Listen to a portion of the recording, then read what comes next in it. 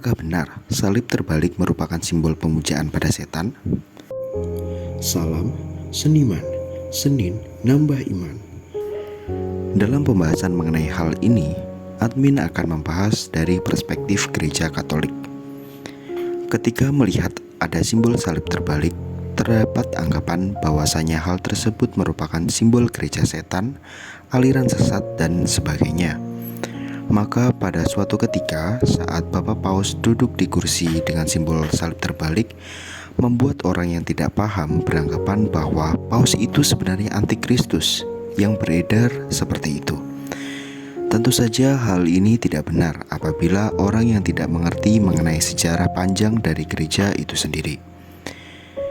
Di era saat ini, memang benar ada juga terdapat simbol salib yang merupakan bentuk dari pemujaan setan dan wujud anti terhadap Kristus.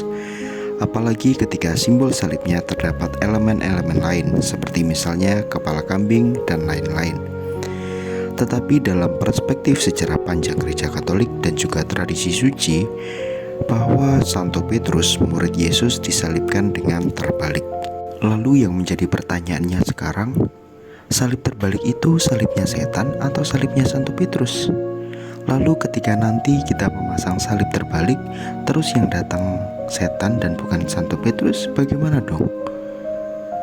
Jadi dalam hal ini yang perlu diingat ialah sebuah lambang bisa saja mewakili bentuk atau wujud yang sama, namun maknanya belum tentu sama.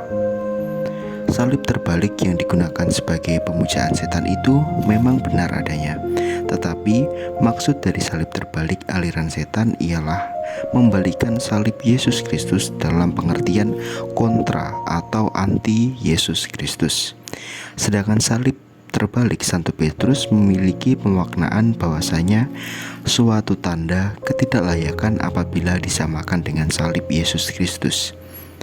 Sehingga dalam perspektif Gereja Katolik, salib terbalik merupakan salib Santo Petrus yang merupakan suatu wujud ketidakpantasan apabila disamakan dengan salib Yesus, sehingga Santo Petrus memilih untuk disalibkan secara terbalik.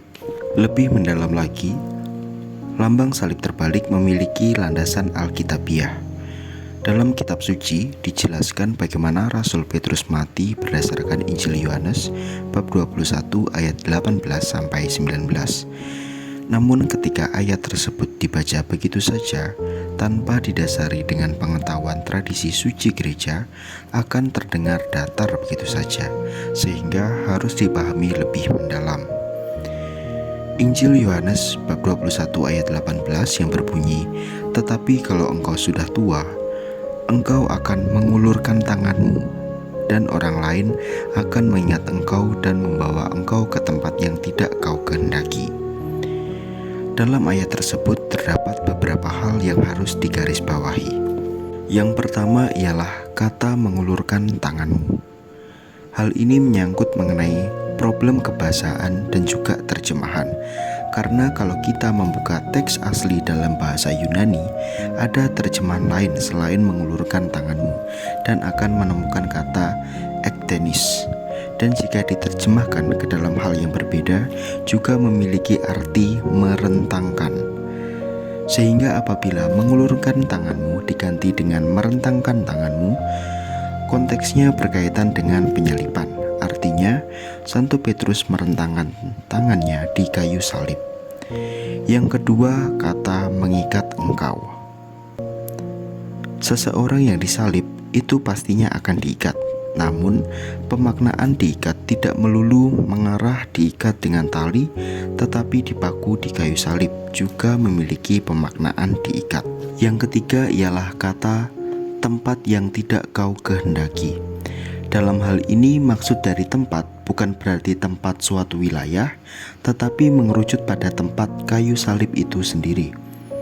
Lalu juga dapat diingat Santo Petrus dalam cerita Domine Quo Vadis. Pada saat itu, Kaisar Nero membakar kota Roma. Rasul Petrus lari keluar mau menyelamatkan diri, lalu bertemu dengan Tuhan Yesus dan ia bertanya, "Quo Vadis Domine," yang berarti, "Hendak kemana Tuhan?" Lalu Yesus menjawab, "Romam eo iterum crucifixi," yang artinya, kembali ke Roma untuk disalibkan. Perjumpaan tersebut membuat Rasul Petrus kembali lagi ke Roma. Sebenarnya dalam Injil tersebut, Petrus tidak menghendaki berada di Roma dalam arti tidak menghendaki salib. Sehingga kata tempat yang tidak kau kehendaki memiliki arti palang salib. Lalu dalam Injil Yohanes bab 21 ayat 19 yang berbunyi, hal ini dikatakannya untuk menyatakan bagaimana Petrus akan mati dan memuliakan Allah. Sesudah mengatakan demikian, ia berkata kepada Petrus, "Ikutlah aku." Dalam hal ini, konteks kata "ikutlah aku" merujuk pada mengikuti Yesus dengan mati disalib pula. Sehingga dapat disimpulkan dari pembahasan tersebut bahwasanya salib terbalik berdasarkan Gereja Katolik merupakan salib dari Rasul Santo Petrus. Demikian episode kedua dari Seniman. Kritik, saran, serta masukan sangat diperlukan dalam keberlangsungan konten ini, dan silahkan meninggalkan jejak di dalam kolom komentar. Sekian dari admin dan salam Seniman, Senin nambah iman.